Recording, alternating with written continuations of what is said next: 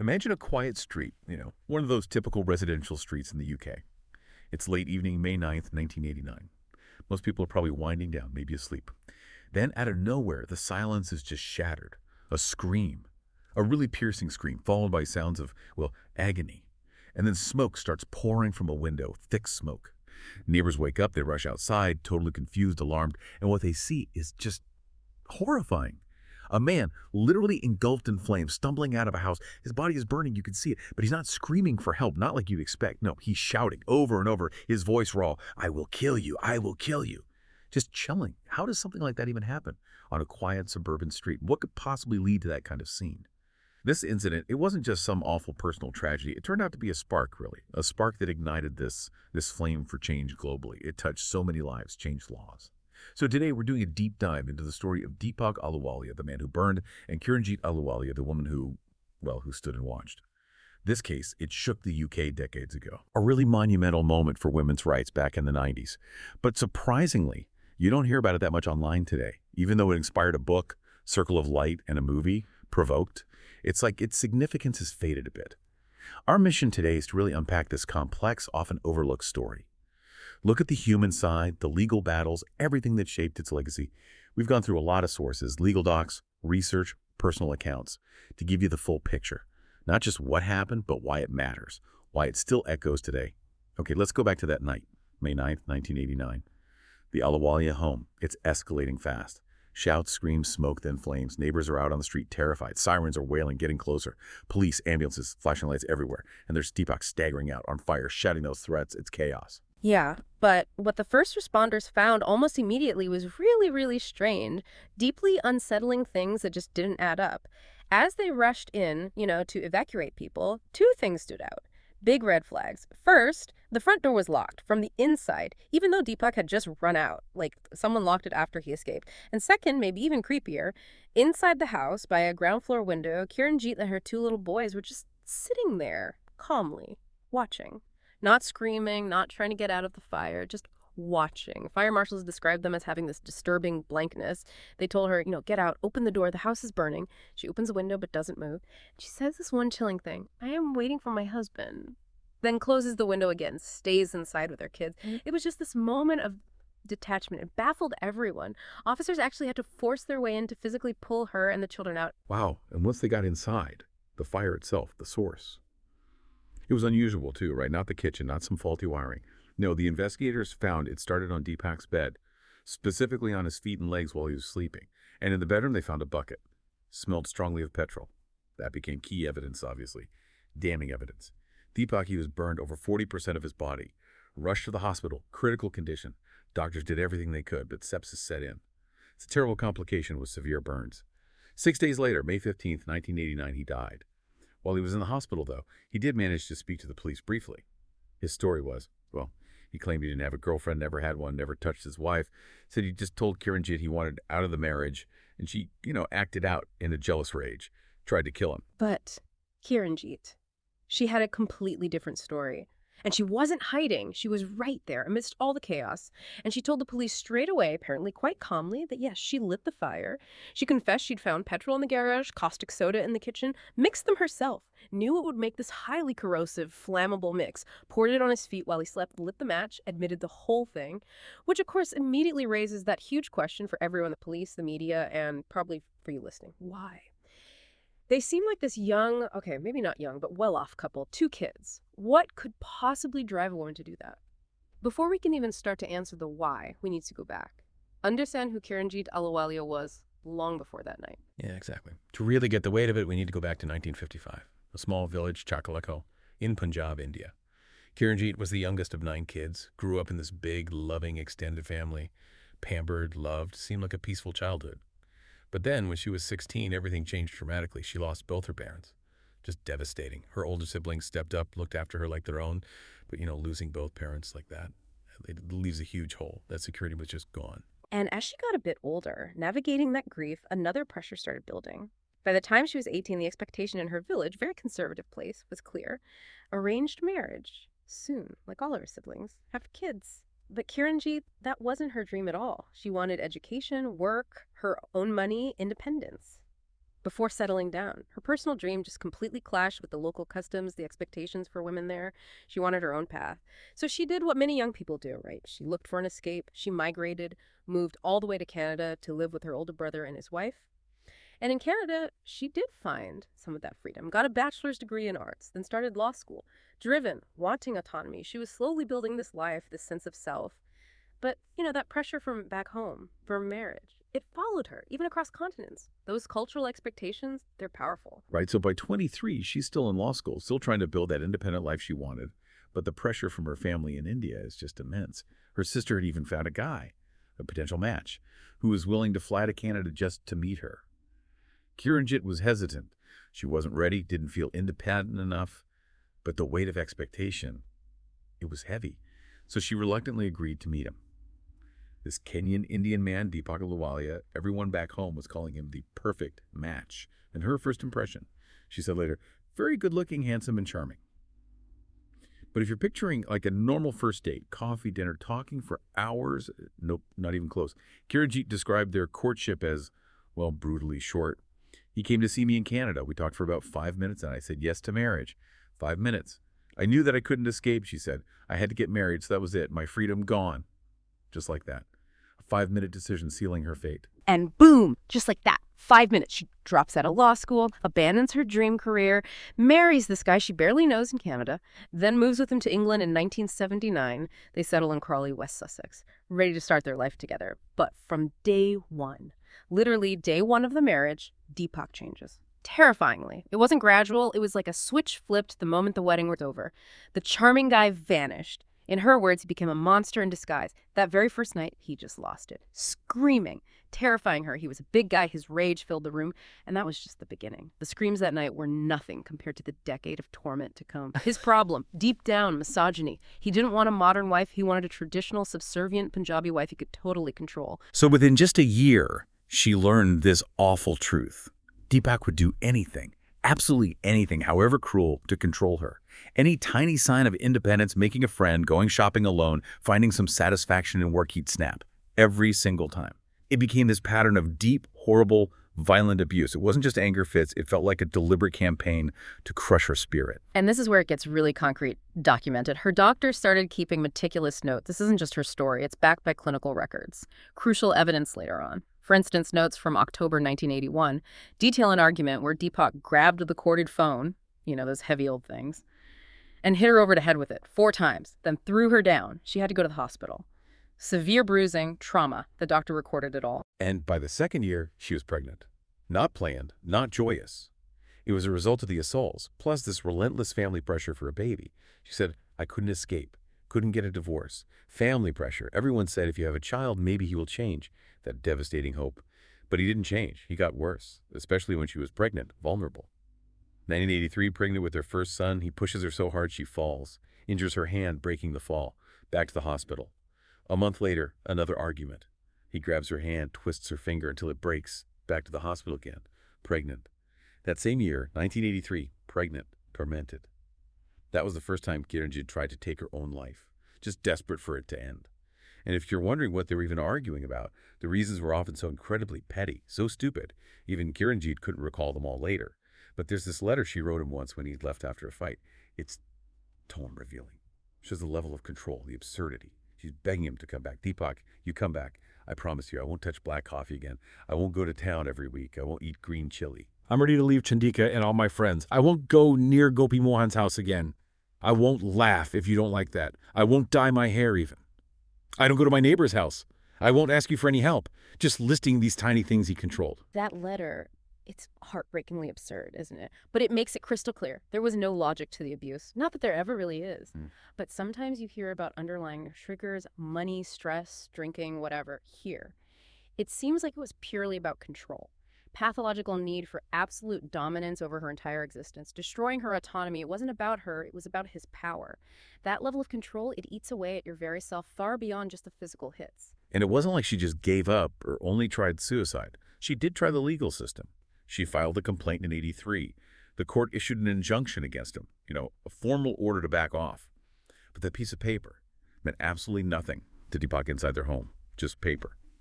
Shortly after, he tries to hit her in public at a family wedding. Months later, holds a knife to her throat, then throws hot tea in her face, scalding her. After all that, she goes back to court, gets another injunction. And again, totally useless, no real protection. She described it later. If he got angry, that was it. Shouting, abusing, throwing things, pushing me around, threatening me with knives. So many times he would strangle me. I would end up with bruises and unable to speak for days. That was a reality. Daily. By 1984, their first son is a toddler. She feels even more trapped. Stripped of dignity, support, money, strength, everything. They take a trip to India that year.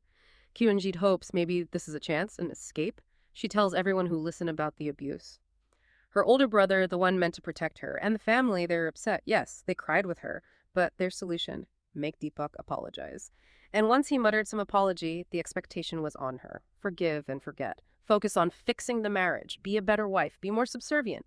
And when one baby didn't fix him, the pressure started for a second child, as if another baby could magically heal a decade of brutality.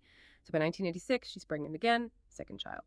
That year, for his birthday, she still hopes. Works overtime, buys him a gold ring. She said, I remember, I worked overtime and bought a gold ring. That same week, he lost his temper, and with that ring, he broke my tooth. He punched me in the face. Her doctor's notes detail the bruises from that punch. Knocked her unconscious. Hospital visit. Bruised face, wrist, broken tooth, swollen lip. Had to take 5 days off work. Her supervisor testified later. Saw her 5 days after, noticed drastic weight loss, nervousness, extreme stress. Clear signs of the suffering. And that same year, 1986, pregnant again, facing escalating violence, Kiranjit tried to take her own life for the second time. Desperate, but she survived, lived through more years of it, 1986 to 1989. 10 years married now. Then, March 1989, she learns he's having an affair, and he's not even hiding it, flaunting it, taunting her, and demanding money from her to spend on his girlfriend. If she couldn't get the money-saving scraps, begging family, the consequence was simple. More beatings, furniture, appliances, belts, shoes, rods, whatever was handy. Her chilling summary. He never changed. He only just got worse. Right. And this is where that question always comes up, the one so many people ask when they hear stories like this. Why didn't you just leave? 10 years. Get a divorce, run away, hide somewhere, go back to Canada, India, anywhere. It's such a common reaction and seems logical on the surface, but it completely misses the point about how domestic abuse actually works, the insidious nature of it. Her case really forced people to confront that misunderstanding. Exactly. You've nailed it. First off, in so many cases, the abuser literally doesn't let you leave.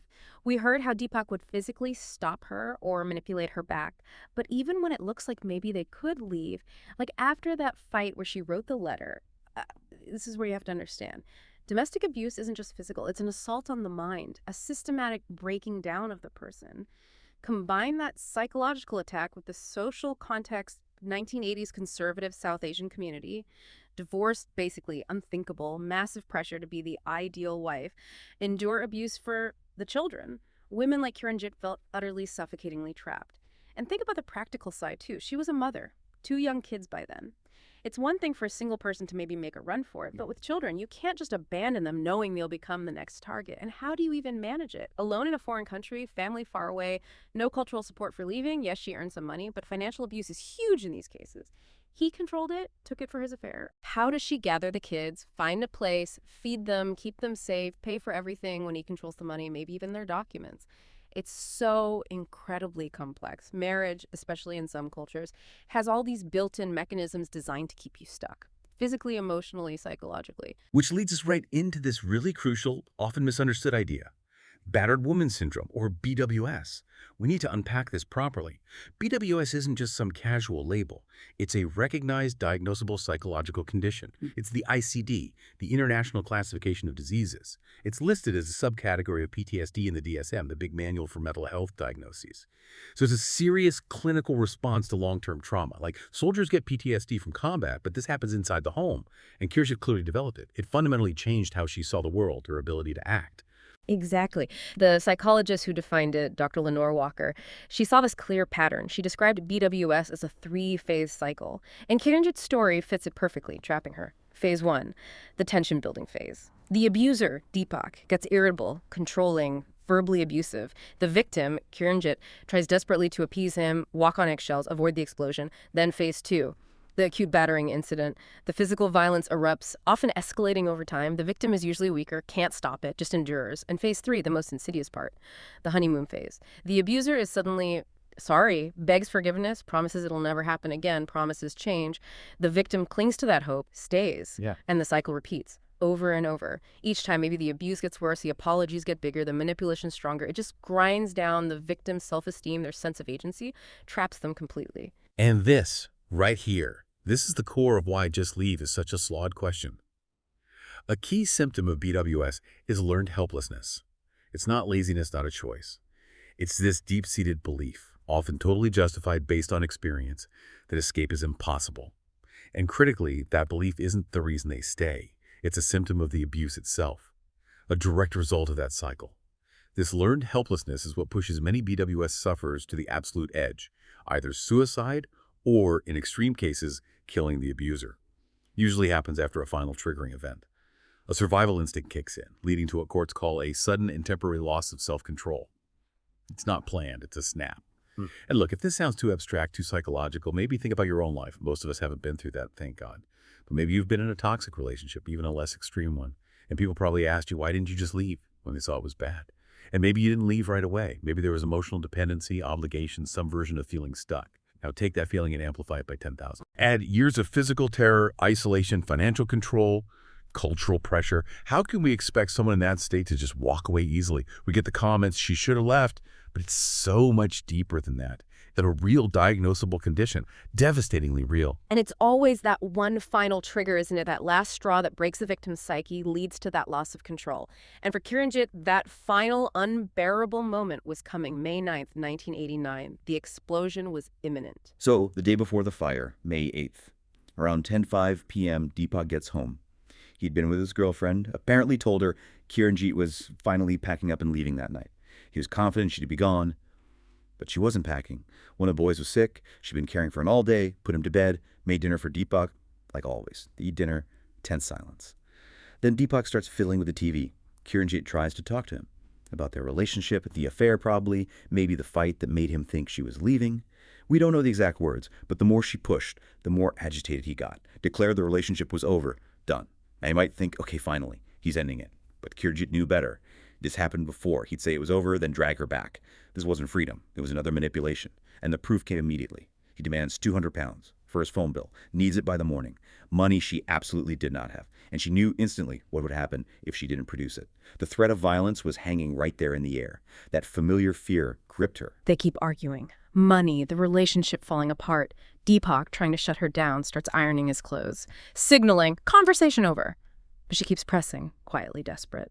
And he snaps. This was it, the final trigger. He takes the hot iron, grabs her hair, yanks her head back, and presses the scorching hot iron right onto her face. She screams. Pure agony, flailing, trying to get away, but he's too strong. The smell of her own burning skin, tears, sweat, pain, the searing heat. And in that moment, her brain just fixated. She wanted him to feel that pain, the pain he'd inflicted for a decade. That was the breaking point, irreversible. The flame inside her finally ignited, violently. After that, unbelievably, Deepak just goes to bed, falls asleep peacefully, oblivious to the devastation he'd caused. But Kiranjit, she's wide awake, can't sleep, crying silently. The burn on her face is searing, but the emotional pain, the dread of the morning, knowing she doesn't have the 200 pounds, it's unbearable. She knew deep down she couldn't take one more day. Something had to give. Her mind was just gone, pushed too far. She said later, I wanted to hit him. I wanted to hit him the way he hit me. My brain had totally stopped. It's like it just disconnected. Lying there thinking about the suffering, the inescapable future, this thought hits her. Petrol in the garage. Caustic soda in the kitchen. She knew mixing them created sodium hydroxide. Highly corrosive, highly flammable, like napalm, basically. Designed to burn and keep burning. Horrific. But she insisted, later, her intent wasn't murder. I didn't want to kill Deepak, she said. I only wanted him to feel what she had felt. I only wanted to burn his feet. She wanted to leave a scar so he will always remember what his wife did to him, so every time he sees his feet, he will remember me. A desperate, broken plea for him to understand her pain. She lay there with this awful plan forming until about 2:30 a.m. Then she gets up, quietly. Kid sleeping nearby. Gets the petrol from the garage, caustic soda from the laundry, grabs a stick from the garden, finds a candle, lights it on the stove, puts on an oven mitt, preparing for this terrible act. Then she goes into the bedroom. He's asleep, unaware. She pours the petrol, then the caustic soda onto his feet. They start burning immediately. She lights the stick from the candle, throws it onto the bed. Ignition. Flames erupt. Deepak wakes up screaming in agony. Kiranjit grabs her sons, pulls them towards the door. But then she freezes. Paralyzed, can't make herself run out. So she just sits there by the window on the ground floor, trapped, watching as Deepak's screaming bunny runs upstairs to the shower, tries to douse the chemical burns with water. It's not enough. He comes rushing down past his frozen wife and kids, tears open the front door, stumbles out into the street, still screaming that threat, "I will kill you, I will kill you." Arrest followed immediately. Her confession at the scene, Deepak's dying statement. From prison, she wrote to his mother. A chilling letter. He had abused me so much, so I gave him a fire bath to wash away his sins. A mix of desperation, maybe some twisted sense of justice. But initially she had this naive hope. Believed the British legal system would understand the context. I had full confidence, she said. I thought they would understand me, how much I suffered. Yeah, but that hope shattered pretty quickly. The reality of the legal process hit hard. Looking back, she said bitterly, they never understood how many years I suffered. The prosecution went for premeditated murder, full force, their case. First, the petrol and caustic soda. She sought them out, mixed them, knew how dangerous they were. That screams planning, premeditation, not self-defense. Second, the timing. She acted while he was asleep hours after the iron incident. That's a cooling-off period, they argued. Time to think, reconsider, not a heat-of-the-moment act. Cold, calculated. And third, the motive. Easy narrative for the jury. Jealous wife, husband having an affair, wanted to leave her, so she killed him. Sure, maybe he was a bad husband, but that makes her a cold-blooded murderer, not a victim needing sympathy. And her first lawyers. Tragically, they just didn't convey the depth of the abuse, didn't bring in witnesses, experts to explain the psychological damage, the cultural context. The strategy was basically just reasonable doubt. Standard tactic, but it totally failed here. Didn't show the why. So the verdict came quickly. Guilty of murder, sentenced to life in prison. Public reaction was split. Some thought justice served. Brutal crime needs harsh punishment. Others were appalled, saw it as completely ignoring the reality of domestic abuse. And that really raises the core question, doesn't it? Is it really justice when the system ignores the very failures that push someone to that extreme? She had tried the legal route. Those injunctions were useless. If the system fails to protect you repeatedly, what options are left? It forces victims into these impossible corners. Plus, if you really look at intent, the mens rea, her stated goal wasn't to kill, but to scar his feet. By that logic, maybe attempted murder, maybe criminal negligence causing death, but first-degree murder, life in prison. Yeah, nobody's saying she deserved no time but life. Especially compared to other cases, it just seemed grossly disproportionate, showed a massive lack of understanding back then. But inside prison, for Kiranjit herself, remarkably, she found something else. Freedom. It sounds incredible, but that's what she said. Prison for me meant freedom. I got more love and affection in prison than at home. For the first time in years, no fear, no intimidation. She rediscovered things, learned badminton, got good at it, took English classes, started writing her own book, made friends, found support, joy even. But outside those walls, her story was already starting a fire of its own. A movement was building. Yeah, this is where it gets really inspiring. A small but incredibly determined group, the Southall Black Sisters, noticed her case, and they were not letting it go. They advocate for Black and Asian women facing gender violence. They'd only just formed in 1989, the year Deepak died. Relatively new. But Kiranjit's case became their defining fight. It transformed them into this major force, a crucial voice for minority women in the UK. Pragna Patel, their director, talked about trying to reach Kiranjit's first lawyers. We tried to educate them on her cultural context, why someone like her would have not found it easy to leave. But they didn't listen. They weren't interested.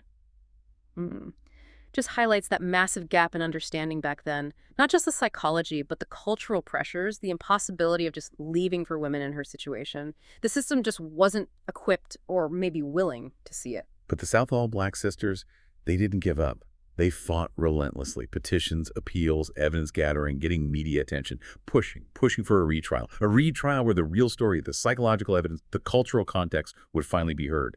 And amazingly, sending shockwaves, their appeal was accepted in 1992 on the grounds of diminished capacity.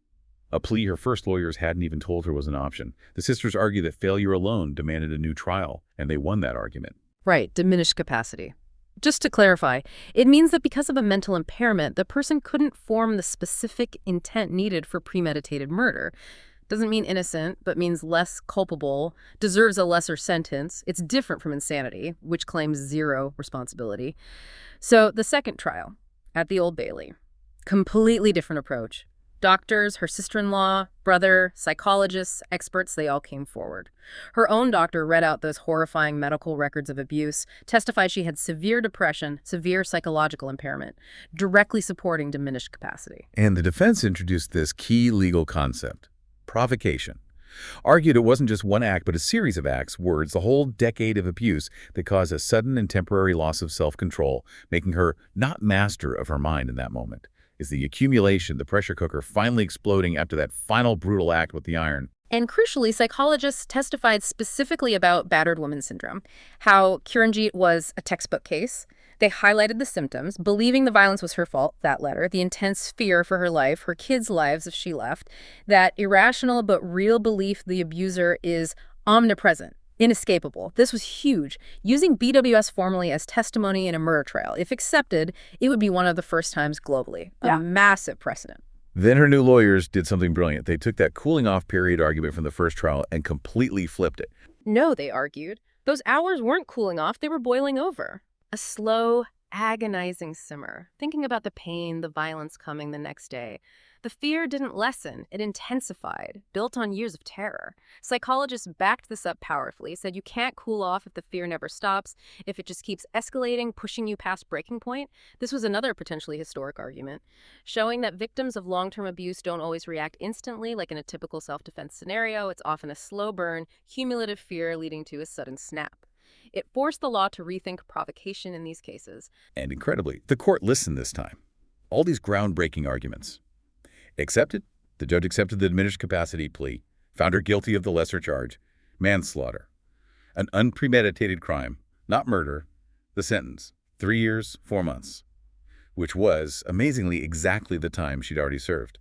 So June 10th, 1992, Kiranjit Ahluwalia walked out of the Old Bailey, a free woman, her ordeal over, her case changing everything. That verdict just sent ripples everywhere, changed attitudes, changed laws, not just in the UK, but globally.